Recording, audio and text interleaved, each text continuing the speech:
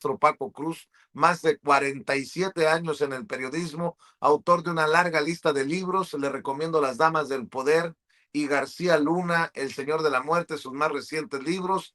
Y también hay que buscar sus libros de referencia como Tierra Narca y La Guerra que nos oculta. Ya llegó el maestro también Jaime Hernández, décadas como corresponsal mexicano en el extranjero, como corresponsal de guerra, fundador y conductor de su espacio en YouTube, en donde también hacen falta likes, en donde también hacen falta suscripciones, en donde también hace falta respaldo económico. No apto para cínicos, de lunes a viernes a las 2 de la tarde, tiempo de la Ciudad de México, para que apoyen, para que amor con amor se pague. Mi querido Paco, buenos días, ¿cómo estás? Vicente, ¿cómo estás? Jaime, buenos días, ya se ve bien repuestito, se ve que anoche ya se le quitó la gripe, no vamos a ya a especular con ese de tu viaje a Acapulco, Jaime, que solo Vicente, Norman y yo sabemos que andabas de vacaciones, pero buenos días, Jaime, se te ve muy bien ya de veras. Good Oye, morning. Oye, Good ¿te fijas morning. cómo te da carrilla? Nada más faltó decir, de la botella de 400, 500, de 400 conejos, nada más quedaron 200. ¿Cómo andas, Jaimito? Lo bueno es que aguanta vara, Paco, Jaime. Sí, así es. Nos extraña Vicente cuando anda lejos. Ahora que estaba enfermo, lo estaba escuchando ahí en No Apto para Cínicos. Nos extraña Vicente. Somos parte de su programación. Sí, son parte de mi vida en esta fase tan, ¿cómo decirlo? Una fase tan interesante, tan feliz de Crucial. mi vida. Sí, sí, sí. La verdad es que yo me declaro muy afortunado de haber conocido a personajes como el señor Vicente Serrano, un gran personaje, un gran ser humano, el señor Francisco Cruz, al que respeto y les admiro mucho, y también a mi querido Norman. De verdad que los quiero muchísimo a los tres. Oye, eh, te voy a decir como Burrén Aguilar lo que quiso decir el presidente. Lo que quiso decir Jaime es, ya déjenme de dar carrilla, cabrones, pórtense bien conmigo. Justamente, Vicente, justamente, Oye, pero le quiero, gusta Vicente. quiero aclarar porque lo está mencionando Alsacia Hart. Dice Vicente, luego en el programa de No Apto para Cínicos se mete alguien que dice ser tú sin censura TV, pero no aparece verificado. ¿Eres tú? Pues sí, soy yo. Digo, cuando me dice Jaime, ¿cómo estás, chamaco? Es que soy yo. Y si no fuera yo, pues lo sabrían por los mensajes que se ponen. Pero ahí ando de vez en cuando de metiche, viendo a Hildy, viendo a Jaime y escuchando los análisis de Yago Batusay. Por eso me da mucho gusto seguir promoviendo el trabajo que se está haciendo desde una trinchera como honesta como la de Jaime. Y bueno, nada más para aclarar, sí soy yo, de vez en cuando me meto ahí y a ver, vámonos a meter, sí, hasta donde tope. No rayan en vendepatrias, en traidores a la patria, estos panistas que van a hacer el caldo gordo a la extrema derecha, a la ultraderecha que se reúne en Washington con lo del CPAC. Eh, Ponle que a la Raki no sea abiertamente panista o priista o lo que sea, porque tiene amigos del PRIAN. Ponle que Javier Negre diga que él es periodista, aunque es el mercader, así como los fariseos. Eh, Pónganle que Beatriz Pajés diga que está siguiendo el legado de su padre y que por eso sigue dando el premio Pajés a lo mejor del periodismo, nótese mi sarcasmo. Pero ya ver a panistas abiertamente, obviamente registrados como panistas, como Federico Dorin o como este diputete Raúl Tor. Ah, me sorprendió, póngame lo que acaba de poner en pantalla. Me sorprendió para Jaime y para Paco, seguramente también es tema, ver a Armando Guzmán. Armando Guzmán, yo creo que lo obligó el patrón, Ricardo Salinas Pliego, no lo entendería de otra manera. ¿Qué? ¿Dónde entramos con esto, mi querido Paco? Que me parece vomitivo, me parece encabronante. Me parece una muestra más de que hay un esfuerzo para desestabilizar al gobierno que encabeza la presidenta Claudia Sheinbaum Pardo, escudándose en esto del combate al narcoterrorismo, cuando se convierte en serio en una reunión de comadres para gritonearle a la presidenta a lo lejos, Paco. Mira, Vicente, Jaime, seguramente vamos a estar de acuerdo en una cosa, a lo mejor no con las mismas palabras, pero es que el golpismo en este país empezó el 1 de diciembre de 2018. Sí, debemos entender los contextos, primero de Argentina, entender por qué Javier Milei llegó al poder en Argentina. Y una vez entendido que fallaron los partidos de derecha, falló la izquierda, falló el kirchnerismo, entendido todo eso, debemos ver a nosotros. La ultraderecha en México siempre ha estado viva y actuante. Y cuando gana Andrés Manuel López Obrador las elecciones de 2018, la ultraderecha mexicana entendió una cosa, que la habían verdaderamente desplazado del poder. La habían desplazado del poder y que le iba a tomar mucho tiempo. Y la encontraron desorganizada, confiada en la corrupción, confiada en que iban a mantener ese poder. Y entendieron a López Obrador hasta que ganó, aunque muchos que de una manera u otra lo dijimos, López Obrador va pero camino largo. Entendido esto, yo lo he platicado con ustedes, desde 1984 empezó mi lucha contra el PRI, contra el PAN, contra la corrupción, y ahí están mis libros, 13 libros hablando sobre eso. Pero, ¿qué pasó en el 18? Si no entendemos el 18, no vamos a entender el 24, Jaime y Vicente. Primero, sí, aquí en este país la extrema derecha está muy activa, muy actuante, y la podemos ver en el triunfo primero, yendo hacia atrás cronológicamente, en Enrique Peña Nieto. ¿Cómo llega Enrique Peña Nieto? Sí, hablamos de Televisa y toda la gran campaña que hizo, no, pero llega con apoyo, además de Televisa, que organiza un fraude dirigido desde las pantallas, llega con toda la carga que significaba el apoyo del Opus Dei, que es una de las sectas católicas más peligrosas que hay en el mundo, la obra de Dios de José María Escrivá de Balaguer. No lo digo ahora, lo dije en Negocios de Familia en 2008-2009, cuando sale a la venta Negocios de Familia, biografía no autorizada de Enrique Peña Nieto y el grupo Atlacomulco.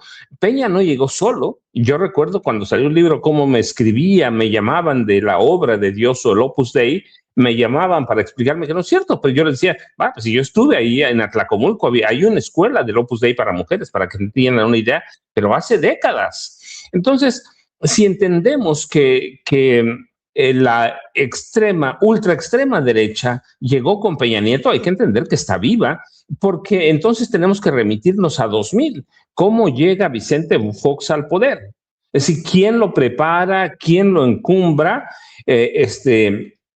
La extrema derecha mexicana, ya no el Opus Dei, pero lo encumbra el Yunque, que es uno de los grupos religiosos más violentos que hay.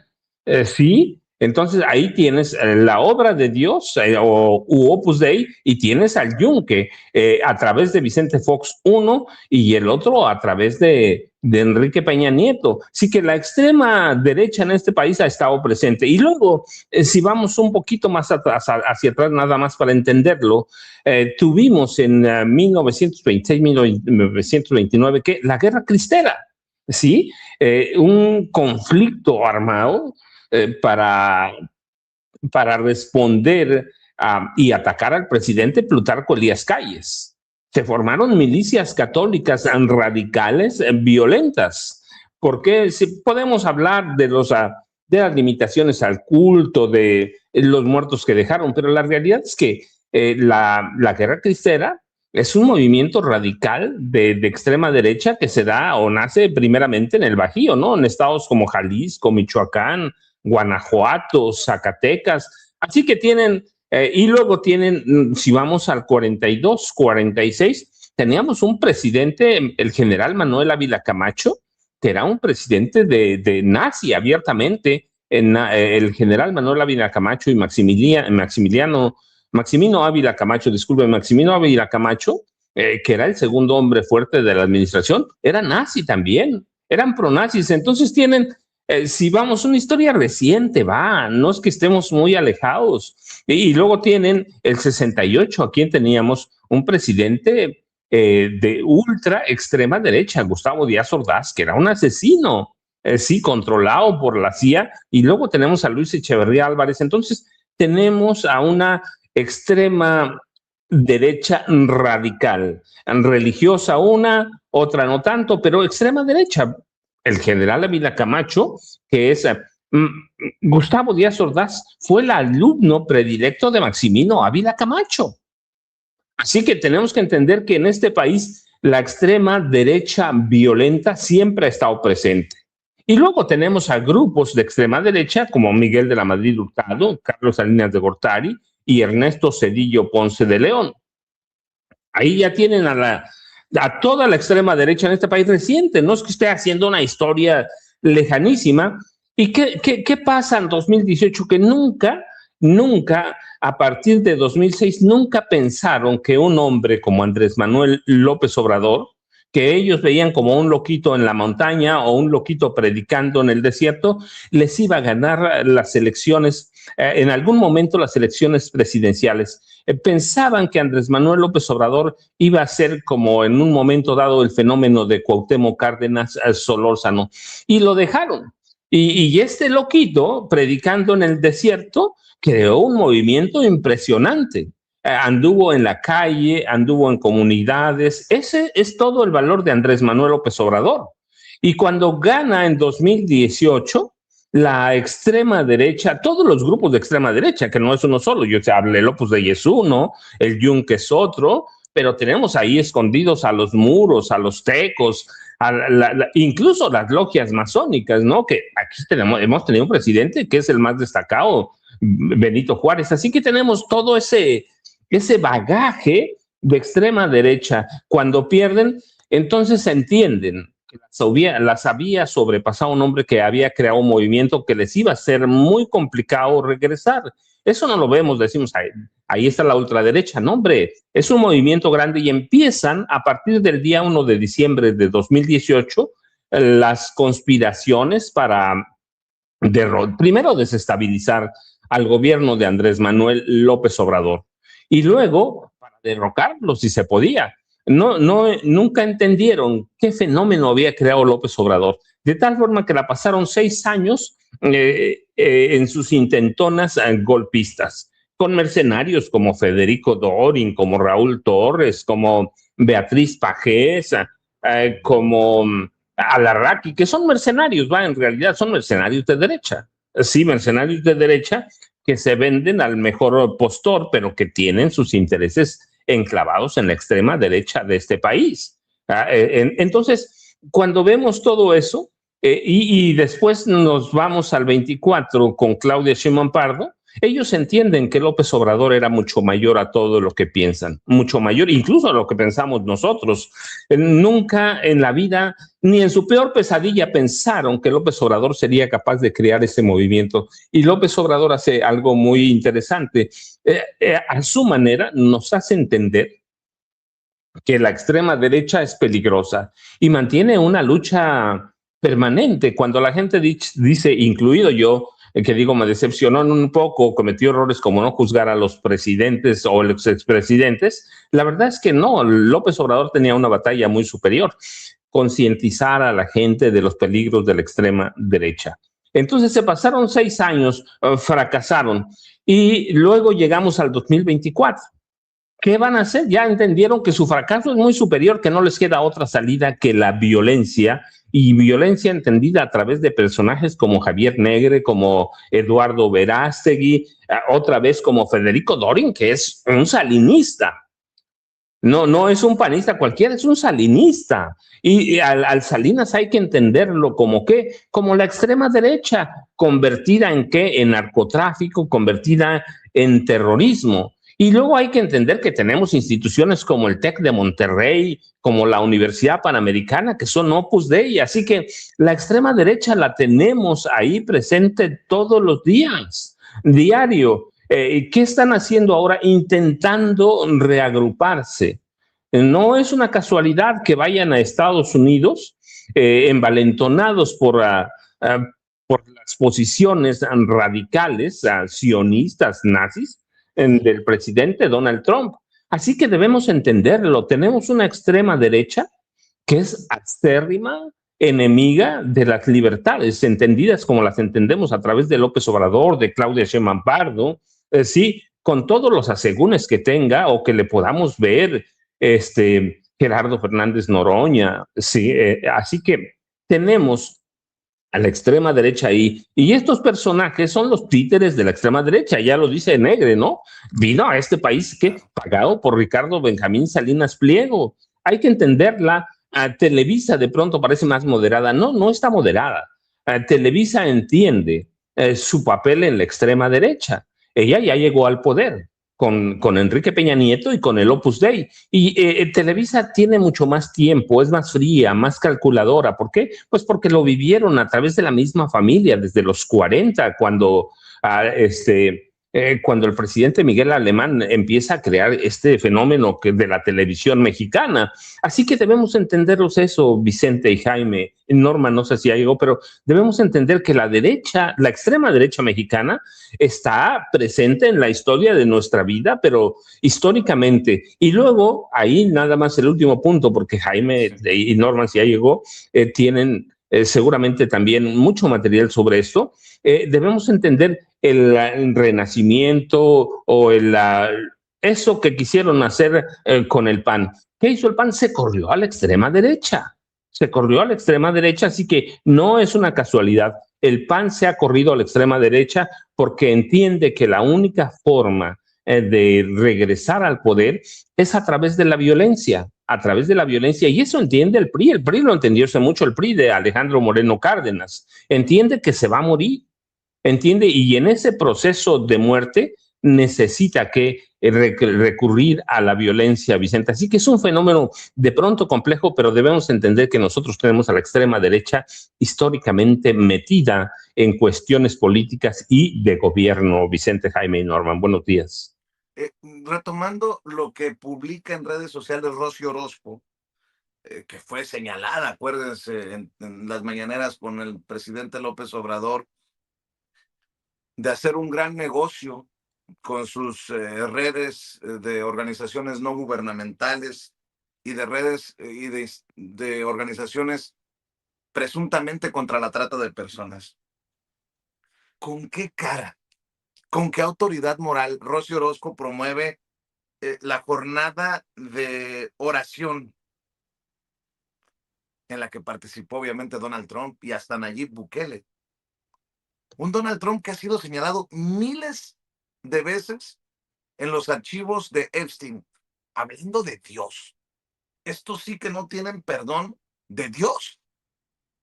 Me llama la atención que llamen a testificar a Bill Clinton.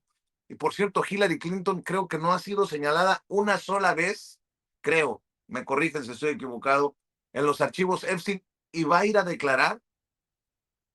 Y el señor y la señora, porque también la primera dama, Melania Trump, ha sido mencionada en los archivos, a ellos no.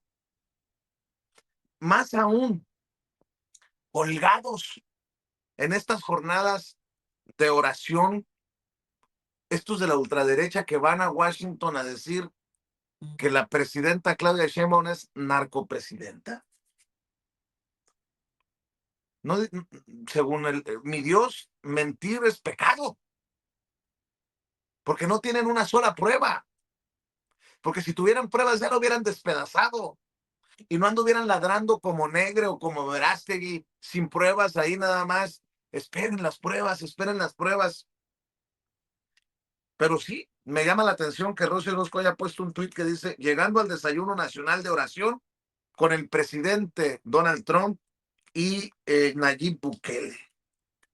Pero bueno, mi querido Jaime. Por cierto, saludos a Norma, ya llegó para la mesa, esta mesa que tanto respeto, que tanto quiero y que es una de las favoritas para la audiencia de Sin Censura. Buenos días, Norman. Mi querido Jaime, híjole, tanto que decir de los personajes y de estos esfuerzos y del auspicio, ¿no? De la Casa Blanca en este golpeteo contra la presidenta.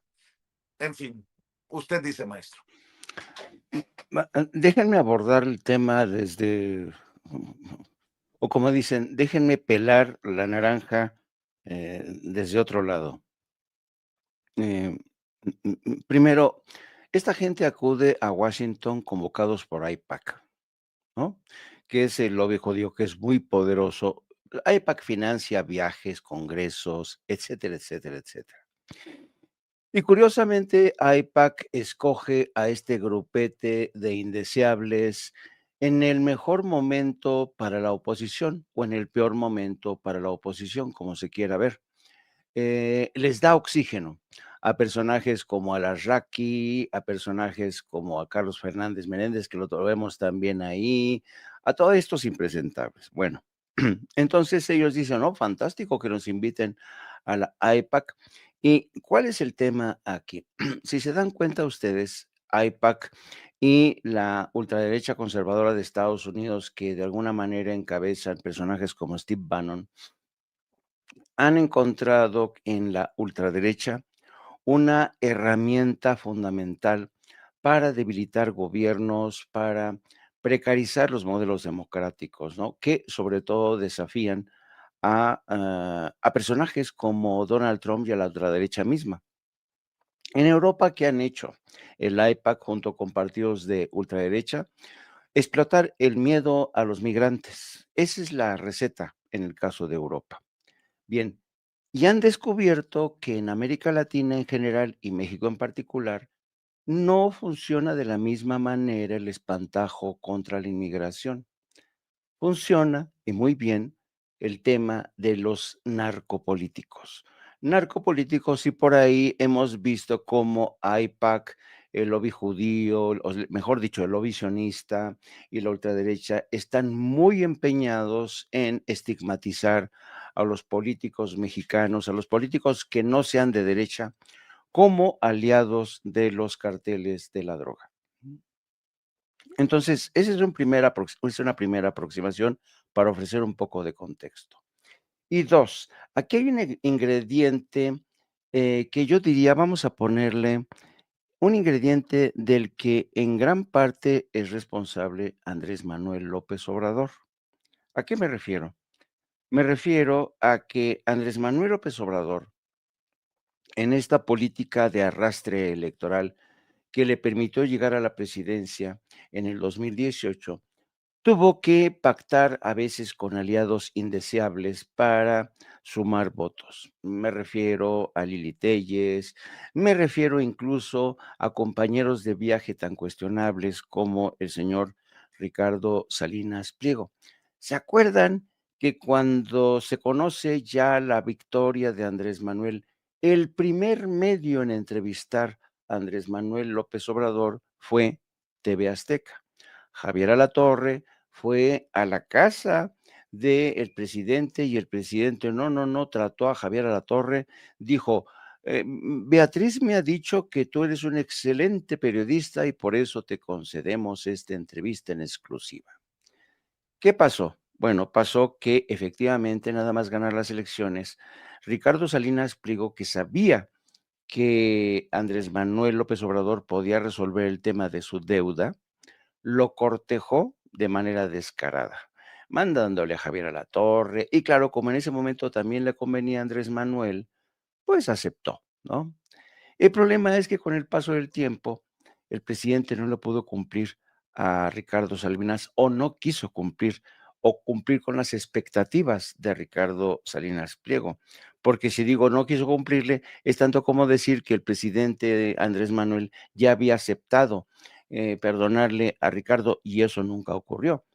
Más bien, el presidente no cumplió con las expectativas de Ricardo Salinas Pliego.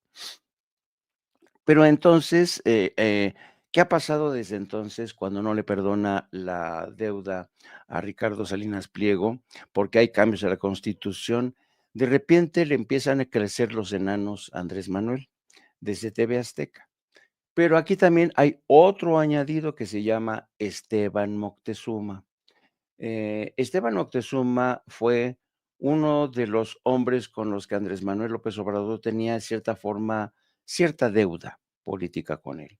Y de hecho, Marta Bárcenas, la ex embajadora de México en Washington, ha declarado abiertamente que el presidente le había dicho que iba a poner a Esteban Moctezuma, que porque era una deuda que tenía con Esteban Moctezuma. Bien, entonces, digamos que se fueron alineando las estrellas en contra, irónicamente, de Andrés Manuel, porque tiene a Esteban Moctezuma, un hombre aliado de Ricardo Salinas Pliego en la embajada de Washington. Desde entonces ha tratado de desmarcarse de una manera u otra. Esteban Moctezuma, que está muy contento. ¿Se acuerdan aquella vez que la presidenta dijo que estaba pensando si acaso movía o no a Esteban Moctezuma? Ese mismo día, Esteban Moctezuma, en un acto inédito, yo no recuerdo a alguien que haya hecho, presentó un video desde Washington diciendo que estaba muy contento, que él iba a defender la posición de México y un poco declarándose incondicional del gobierno de la 4T. Desde entonces ha conseguido librarla. Yo digo que su trabajo ha sido muy mediocre, ha dejado mucho que desear porque todo se ha operado desde Cancillería mexicana. Me refiero a las broncas, continuas broncas, con los continuos saraos que Claudia Sheinbaum ha tenido que enfrentar con el presidente Donald Trump. Ahora bien, ahora pasemos al momento actual. ¿Por qué un personaje como Armando Guzmán ha decidido sumarse a este cónclave de derechangos o de gentes de extrema derecha, ¿no? Porque su patrón se lo ha pedido, no hay de otra. Y les doy otro dato interesante. ¿Quién fue? Generalmente, cuando un embajador mexicano llega a Washington, lo primero que hace, presentar sus cartas credenciales, pero el segundo acto importante que hace es reunirse con los corresponsales de la prensa mexicana para presentarse, intercambiar ideas, porque son embajadores que van recién llegando y entonces un poco aprovecha para conocer a los corresponsales, pero también para pedirles background. ¿Qué opinan ustedes de esto, de esto? Para un poco ir haciéndose la idea.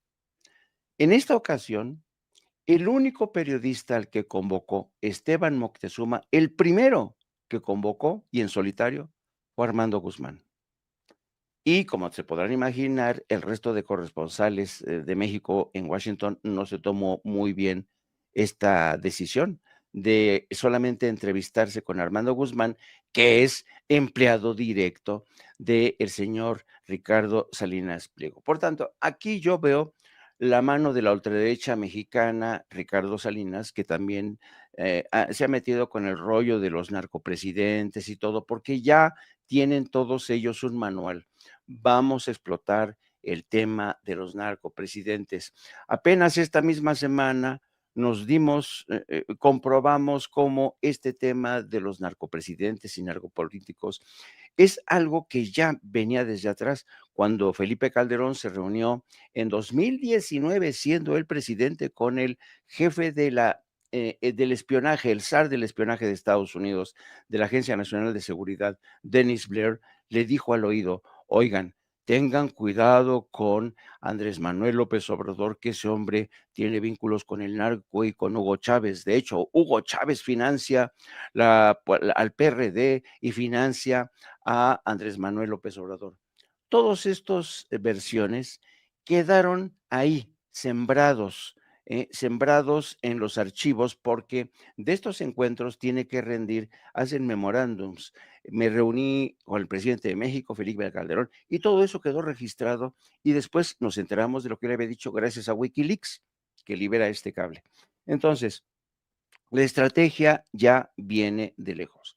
Ahora, Javier Negre ha insistido e insistió en este primer encuentro con que él no puede regresar a México. ¿Por qué? Porque dice que lo han amenazado de muerte. No, señor, no lo hemos amenazado de muerte. Lo que pasa es que nosotros entramos en contacto con gente que tiene demandada a Javier Negre en España y nos dijo: si ustedes quieren alejar de México a Javier Negre, demándenlo.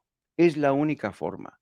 Y él tiene miedo a que lo demanden por lanzar calumnias contra la presidenta de México, porque es la única forma de contener a Javier Negre. Yo por eso me pregunto, ¿hasta cuándo vamos a demandar judicialmente a estos traidores? Sí, me refiero al señor Carlos Alarraqui, que cada vez que puede ofende a la jefa de Estado, le dice titina, le mienta a la madre, le dice pendeja, le dice de todo, y nada se puede hacer contra este señor que tiene contra la presidenta resabios del pasado, posiblemente porque la Ciudad de México nunca lo contrató como publicista, porque ya saben que Carlos Alarraqui era un hombre que tenía contratos por aquí y contratos por allá. Entonces, tenemos a gente, yo digo, el grupo de los losers, de los perdedores, Carlos Alarraqui, el Saco de Pus, la Mataviejitas, que cada vez que se reúnen sueltan mierda y media. Y en esta defensa de la libertad de expresión, dice la presidenta, aquí todo el mundo puede decir lo que se le pegue la gana, incluso yendo a conspirar a Estados Unidos, está bien.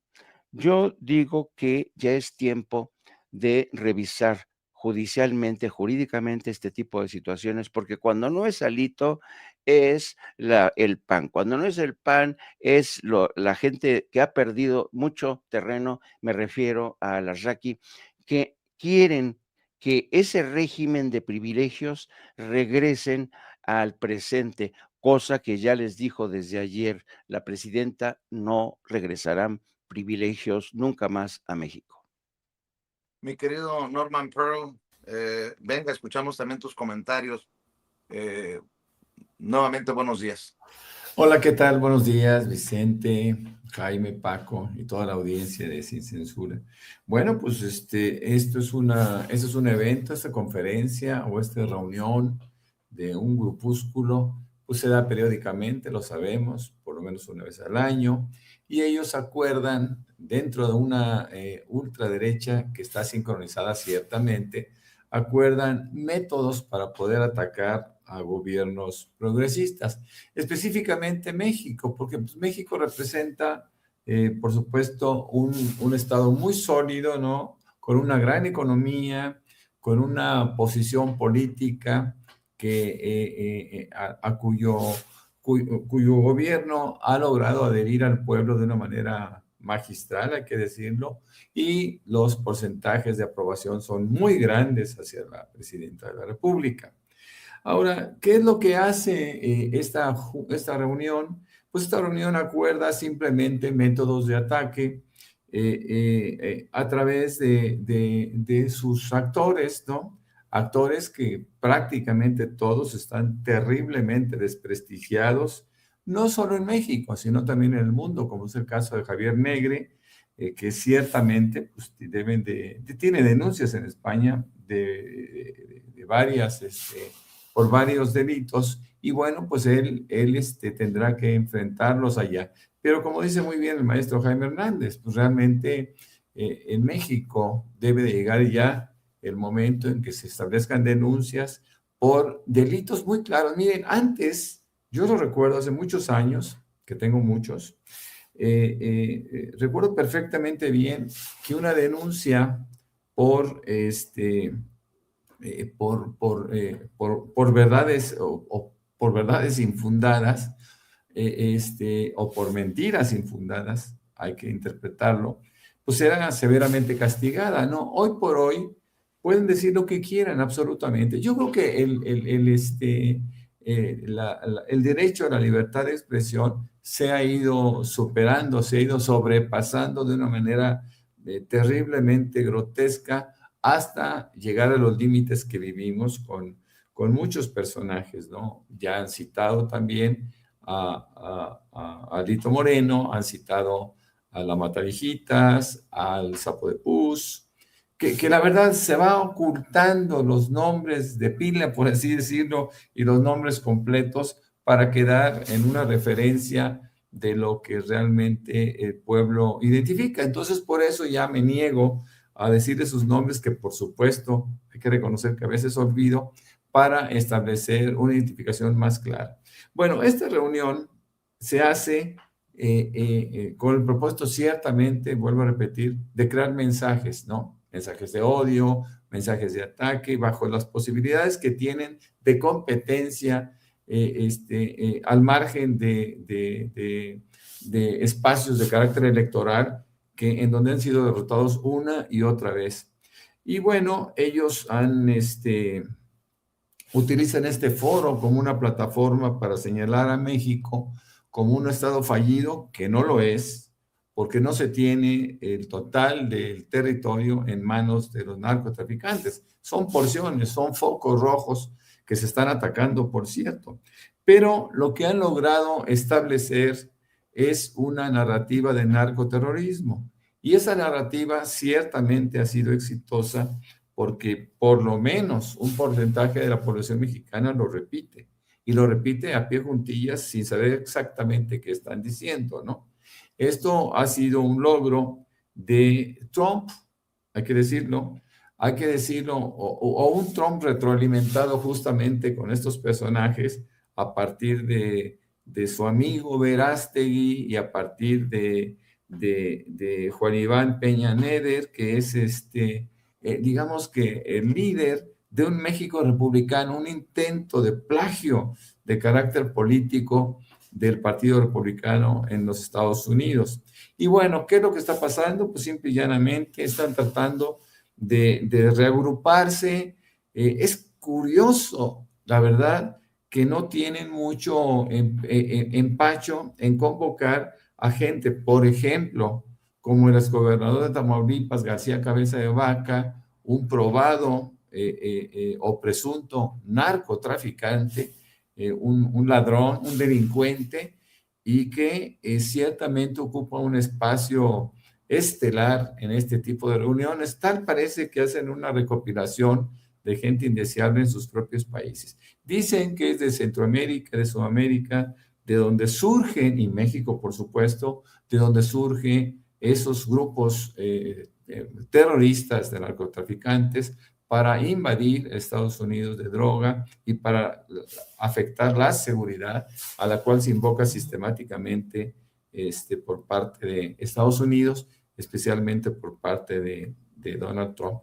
Creo sinceramente que el espacio que ellos tienen, pues también tiene un límite, tiene un techo.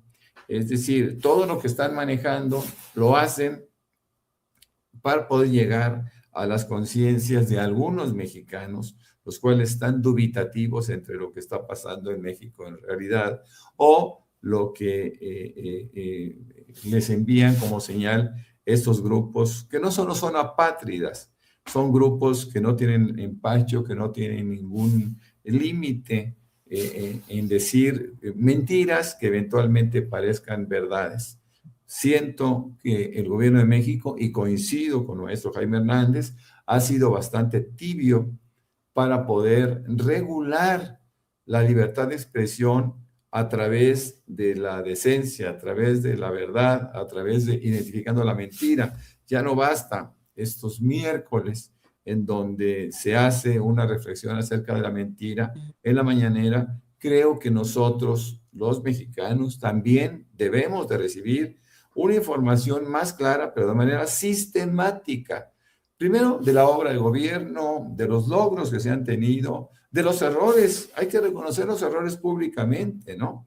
Y todo eso son cosas que estoy seguro que nosotros, el pueblo mexicano, agradeceríamos. No es fácil entender que estos métodos han ido creciendo y estos métodos eventualmente han logrado, como lo he dicho, un espacio a donde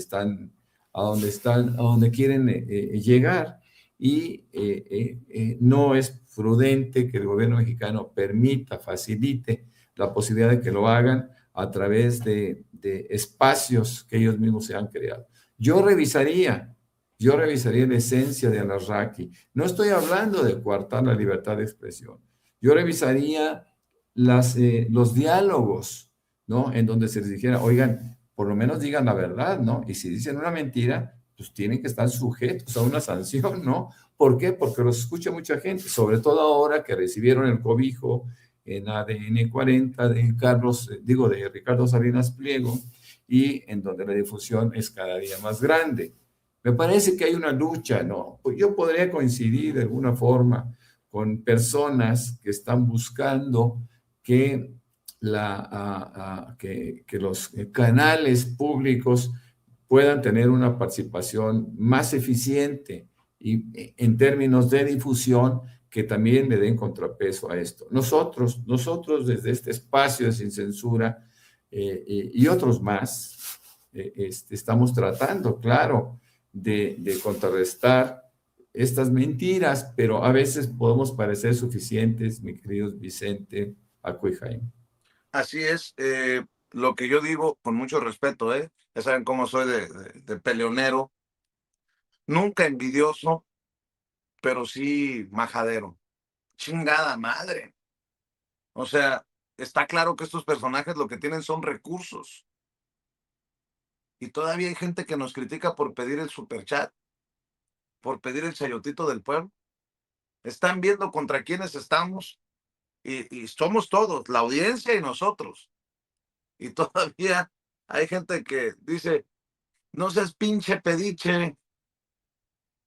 Están viendo cómo están las patadas. Ya están viendo quién es la mano que les da de tragar. Bueno, eh, eh, antes de que llegue la presidenta, tres videos que han generado polémica y ya me darán su opinión.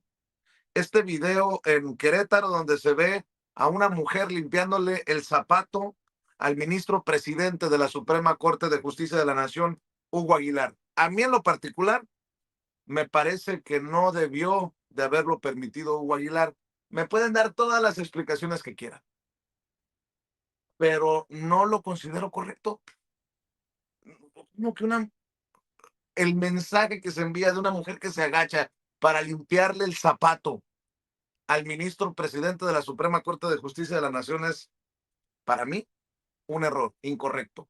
Este es el video que circuló y que han tomado, no le demos carnita a los odiadores, que lo han tomado en los medios para el golpeteo, los medios tradicionalmente chayoteriles.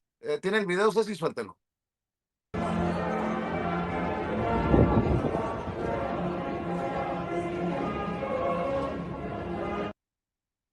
A mí no me gustó. A mí no me gustó. Dice Hugo Aguilar, un incidente esta mañana se ha difundido con mensajes ajenos a la realidad. A mi compañera directora de comunicación social se le cayó café y nata. No nos dimos cuenta que me había salpicado en el zapato y cuando ella se percata, trató de resolver la situación. Esto me tomó por sorpresa y es el momento que ahora se difunde. A Amanda Pérez agradezco su gesto. En cuanto me percaté, le pedí que no continuara.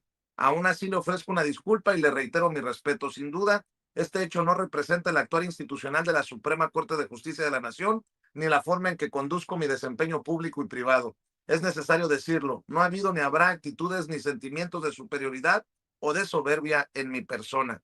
Lo que también hay que decir es que esto ha desatado una ola de racismo, de clasismo contra Hugo Aguilar por su origen indígena, que es asqueroso en redes sociales. A mí en lo particular no me gustó ver esto, pero bueno, ahí está la respuesta, la explicación de Hugo Aguilar, el presidente de la Suprema. Otro video, nada más captura de pantalla, por favor, Ceci. Donald Trump, híjole, pone los rostros de Michelle y Barack Obama en un video con todo el racismo del mundo, representando a Barack Obama y a Michelle Obama como simios, como changos. El presidente de Estados Unidos, en un video creo que reclama el fraude electoral del que tanto habla Donald Trump. ¿Pero esto qué? Si alguien dice, oye, Vicente, cuando dices que hay racismo en la Casa Blanca, exageras, explíquenme esto. Y un tercer video, en donde aparece la hoy presidenta Claudia Sheinbaum Pardo, promocionando el voto para este presidente municipal de Tequila en Jalisco, que fue arrestado, que fue tomado bajo custodia por diversos delitos, incluso señalado por vínculos con el cártel Jalisco Nueva Generación. ¿Tendrá el promocional, Ceci? Rapidito. Por 10, es nuestro próximo presidente municipal y además lo vamos a apoyar muchísimo.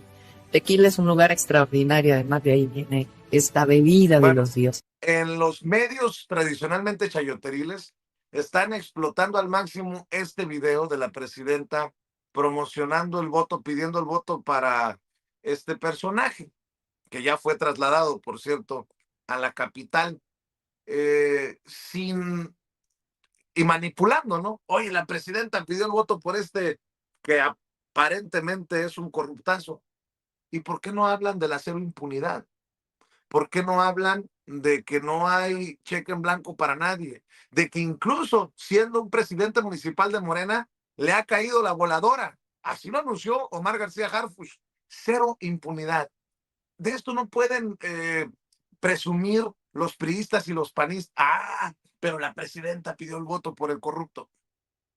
Paco, cualquiera de los tres, o los tres como tú quieras, maestro. Vamos a escuchar primero al maestro Paco, después a Jaime y cerramos con Norman. Paco Cruz. A Vicente, Norman, Jaime, para que tengamos tiempo, voy a ser rapidísimo. Es que en estos minutos hemos estado platicando de eso, del periodismo que no es periodismo, de esa información que manipula, que miente, esa comunicación o información de consigna, esos impostores, mercenarios de la comunicación. Debemos entender y clarísimo que estamos en una guerra de información, abiertamente, guerra por narrativas. ¿Por qué la derecha, y hablo de todos los medios tradicionales, todos, el que pongan Televisa, Excelsior, Proceso, que ahora es un medio de extrema derecha, el que pongan el Heraldo, TV Azteca, ¿por qué iban a resaltar la detención del alcalde de Tequila, por ejemplo? ¿Por qué? Si son opositores, pero además se han convertido en un partido de oposición, en el verdadero partido de oposición. ¿Por qué no condenar al presidente Donald Trump?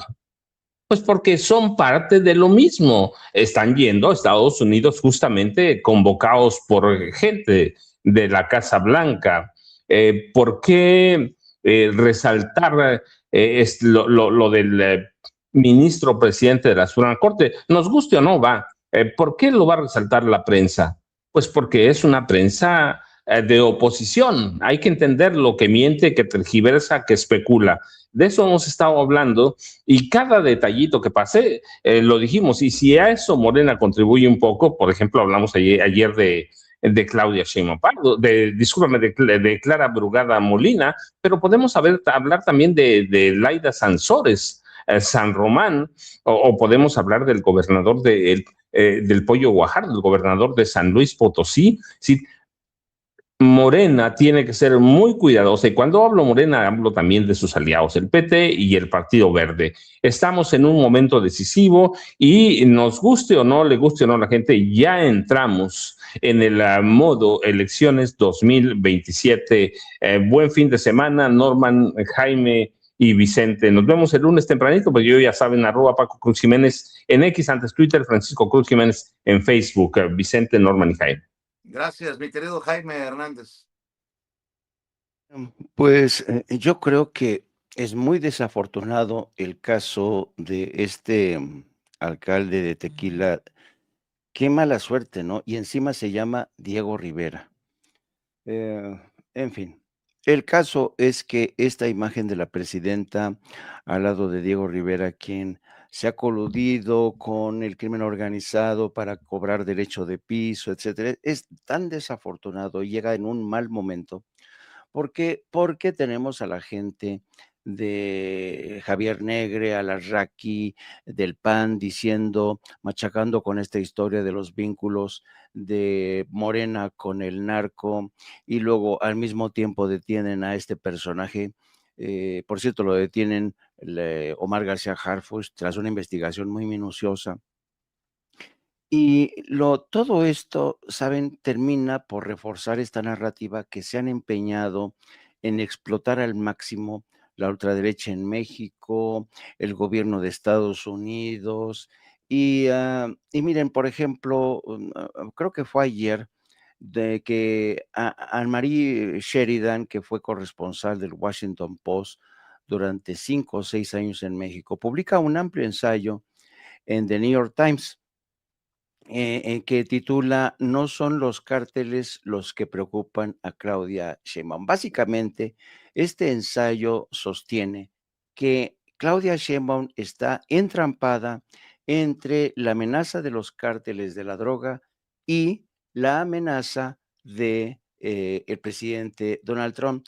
Pero quiero leerles el último párrafo, que es como remata así Mary Beth Sheridan este ensayo. Dice: "Puede que la señora Sheinbaum no les tema personalmente a los carteles. Después de todo, ha seguido recorriendo el país, asistiendo a mítines y eventos al aire libre, pero bien podría ser cautelosa al enfrentarse a un sistema de colusión con el crimen organizado, especialmente cuando su control sobre Morena, un partido dividido por facciones, es inestable. Con el señor Trump pisándole los talones, podría verse cada vez más atrapada entre una superpotencia que exige una cruzada y una maquinaria política que sobrevive del status quo, es decir, que sobrevive esta maquinaria política y sus alianzas inconfensas con el crimen organizado". Qué terrible conclusión la que saca Mary Beth Sheridan, pero este tipo de ensayos en las páginas de opinión de New York Times son las que llegan a las oficinas de la Casa Blanca, del Departamento de Estado, y cuando son tantos los que hablan en esa misma dirección, es inevitable llegar a la conclusión de que Morena tiene severos problemas. Y no quiero añadir más, porque si le añadimos el caso de Alito Moreno, los tapujos de Ricardo Monreal, etcétera, etcétera, la verdad es que no acabaríamos. Ya saben, yo los espero a las 14 horas en No Apto para Cínicos con mi compañera de vida, Hildy Lourdes Salas, y mi ideólogo de cabecera, Yago Batusay, le dejo el pase a mi querido Norman Pearl. Por cierto, señores, señoras, atención, Ricardo Rafael, el gran periodista, seguramente le dolió mucho de lo que dijimos medios como Sin Censura. Me entero recién que sin consultarme me incluyeron en la lista de los abajofirmantes de un frente amplio cuyos propósitos desconozco, lo mismo que a sus organizadores. Saludos desde aquí a los amigos que merecieron la decencia de ser consultados. Válgame Dios, entonces el Frente Amplio Democrático, ni tan democrático, ni tan amplio, a la madre. Mi querido Norman Pearl, cerramos con tus comentarios, tus opiniones. Sí, yo vi con mucho interés ese post que hace Ricardo Rafael y que además pues realmente ubica o reubica al Frente Amplio Democrático en una realidad que ya no es alterna. Esto no fue inteligencia artificial, eso fue algo muy dramáticamente crudo y Ricardo Rafael se encarga de desconocerlos. Ahora, yo quisiera hablar sobre el tema de la nata en el zapato, ¿no? Desde mi punto de vista, el presidente de la Corte, el ministro presidente de la Corte, se ve sorprendido. Y ella, en el caso específico de Marcela, que es la directora de comunicación social, lo dice muy bien, ese es su testimonio. De verdad fue un error mío. Volteé como mamá muerta de pena a querer limpiar mi cochinero. Ahora, ¿qué es lo que pasa cuando a nosotros nos sucede una cosa así? Yo no juzgo mal a Hugo, al presidente, al ministro presidente. Yo no lo juzgo mal. Fue un acto instintivo de Marcela. A ver, nos ha pasado a todos y hemos querido resolver este error, ¿no? Llenos de pena cuando nosotros lastimamos o afectamos a alguien. En este caso, ella va comiendo una concha con nata en Querétaro y se le sale una parte de la nata. Ella ya llevaba una servilleta en la mano porque iba comiendo su concha. Cuando se cae la nata en el zapato de Hugo, él ni cuenta se da, es ella la que se da cuenta y ella se agacha de manera instintiva para queriendo resolver ese error, ¿no? Y le limpia el zapato. Y después una persona que va a un lado también se da cuenta que de ladito está y también lo hace. Pero eso sorprende al ministro, eso lo sorprende a él. Esto no tiene nada que ver con esa realidad que han querido imponer. A mí me llama la atención mucho que López Dóriga diga, esto es indigno. En más de 57 años de reportero, nunca había visto lo que ocurrió hoy en Querétaro con el presidente de la Corte, Hugo Aguilar. Pero fíjense cómo remata. ¿Quién se cree este guarro? Yo hice un post y le pongo, miserable y oportunista el comentario de López Dóriga, quien debe aceptar, por otra parte, que jamás fue reportero. Ahora, hay muchas cosas, hay mucha gente que se suma a esta campaña de odio. Por ejemplo, hay una mujer que fue diputada federal, le digo, bueno, pues buenos días a todos, feliz fin de semana. Sí, lástima que nos gana nuevamente la transmisión desde Palacio Nacional. Cerrar las